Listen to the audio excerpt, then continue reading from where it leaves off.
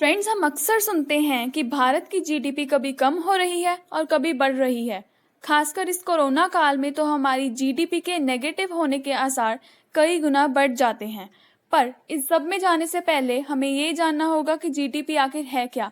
तो आइए दोस्तों, जानते हैं जीडीपी के बारे में।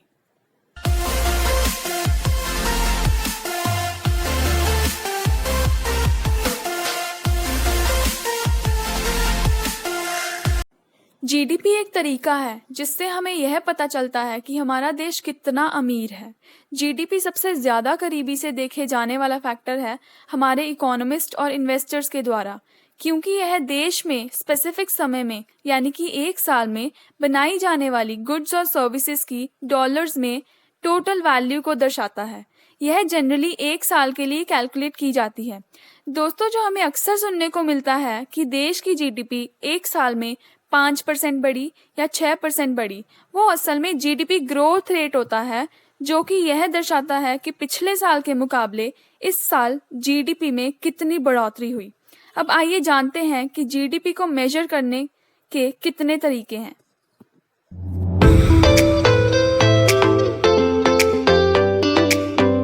तो दोस्तों, जीडीपी काउंट करने के 3 तरीके हैं। पहला है इनकम अप्रोच, दूसरा है प्रोडक्ट और आउटपुट अप्रोच एंड तीसरा है एक्सपेंडिचर अप्रोच। तो आइए देखते हैं कि इनकम अप्रोच किसके बारे में है। तो इनकम अप्रोच में हम 3 चीज़ों को ऐड अप करते हैं। पहला, टोटल कंपनसेशन टू एम्प्लॉयज़, मतलब सभी काम करने वालों का वेतन।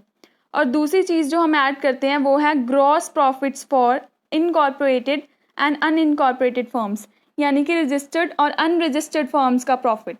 और तीसरा हम ऐड करते हैं टैक्सेस लेस सब्सिडीज़। और इन तीनों चीज़ों को मिला के हमें एक फिगर मिलती है जिसे हम वैल्यू ऑफ जीडीपी बोलते हैं। तो आइए देखते हैं कि अगला मेथड किस चीज़ के बारे में है।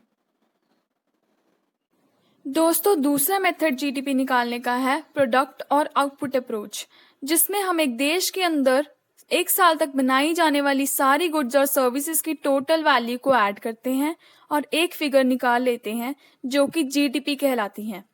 आइए देखते हैं एक्सपेंडिचर मेथड किसके बारे में है। और तीसरा सबसे ज़्यादा कॉमन मेथड जीडीपी को कैलकुलेट करने का है एक्सपेंडिचर मेथड। और आइए देखते हैं कि इसमें हम क्या क्या ऐड करते हैं। GDP equals to C plus G plus I plus N X. C means consumption, G means government expenditure, I means investment, N X means net exports, यानी कि एक्सपोर्ट्स माइनस इम्पोर्ट्स। तो दोस्तों, इन 4 चीज़ों को जोड़कर जीडीपी वैल्यू आ जाती है, जिससे कि एक देश की इकोनॉमिक हेल्थ यानी कि अर्थव्यवस्था का पता चलता है। और मज़े की बात यह है कि बताए गए तीनों मेथड्स में से कोई भी मेथड यूज़ किया जाए उससे हमें सेम रिजल्ट्स मिलेंगे। तो दोस्तों, ये था हमारा आज का वीडियो जीडीपी के बारे में। अगर आपने अभी तक हमारा चैनल सब्सक्राइब नहीं किया है तो प्लीज़ कर लीजिए। And thank you so much for watching my video. Thank you.